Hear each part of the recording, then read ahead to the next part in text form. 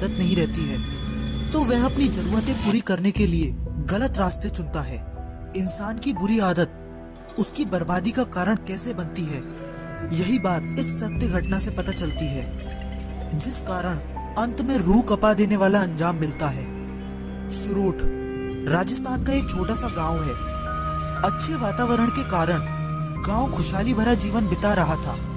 बात 1994 की है।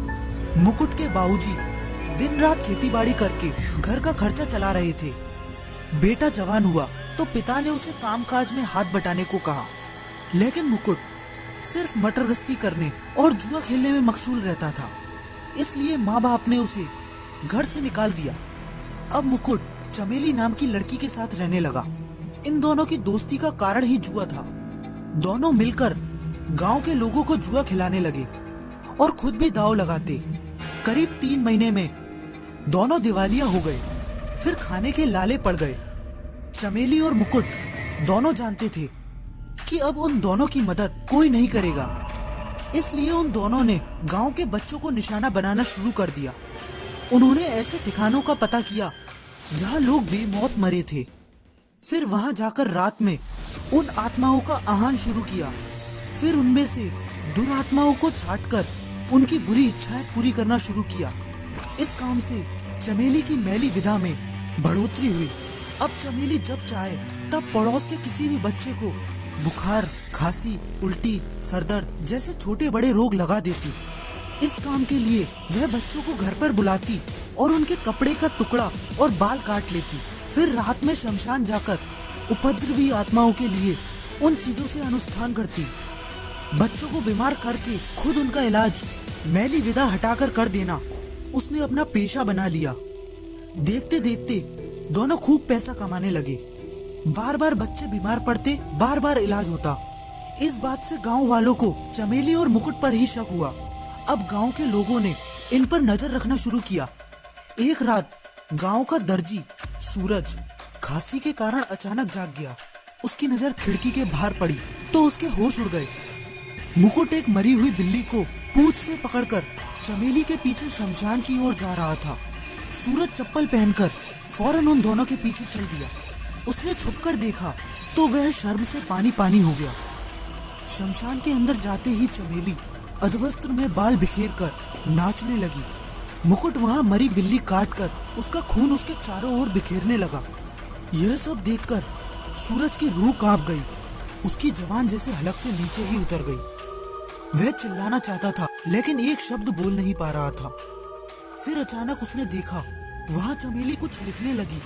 सूरज काफी डरा हुआ था, फिर भी कांपते हुए वह झाड़ी के पीछे से और करीब गया ताकि देख सके कि वह क्या लिख रही है। जमीन पर लिखे नाम पढ़कर सूरज का खून खौल गया। उसने देखा कि वहां गांव के ही कुछ बच्चों के नाम लिखे थे, जिसमें उसके खुद के बेटे का भी नाम था जो बार बार बीमार पड़ रहा था और चमेली उसका इलाज करके पैसे ऐंठ रही थी। अब सूरज जोश से भर गया। वहां उल्टे पांव दौड़कर गांव के लोगों को वहां ले आया। मुकुट के बूढ़े माँ बाप भी आए। उन्होंने अब मुकुट को मरा हुआ मानकर रिश्ता तोड़ लिया। वह दोनों शर्मिंदा होकर वहां से चले गए। गांव के लोगों ने इन दोनों को खूब पीटा और उनका हुक्का पानी बंद करके गांव के बाहर फेंक दिया। दोनों टीले के पार झोपड़ी में रहने लगे। वहां झोपड़ी पर दिन तो कट जाता, लेकिन रात में वहां बुरी आत्माएं भोग खाने आती। चमेली उसे कुछ दे नहीं पाती तो वह उसके शरीर को ही काटते नोचते रहते। एक रात किसी झगड़े के कारण मुकुट वहां से चला गया।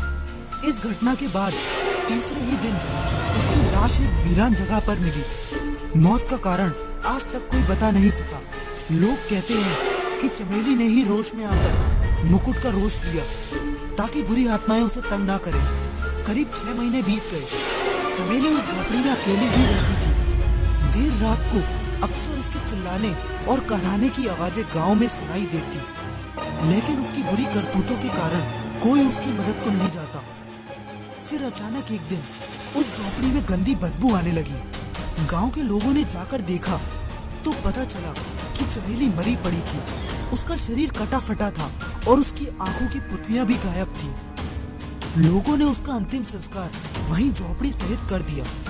कोई उसे हाथ लगाने की हिम्मत नहीं करना चाहते थे। अब टीले के पार वहां राख के सिवा कुछ नहीं रहा था। फिर भी रात में वहां से कई बार चिल्लाने और कहराने की आवाजें आती हैं। इस घटना से हमें एक सीख मिलती है कि बुराई का अंजाम बुरा ही होता है। तो दोस्तों, आज के लिए बस इतना ही। अगर आपको हमारी वीडियो पसंद आई हो तो लाइक करें, कमेंट करें और सब्सक्राइब करना ना भूलें।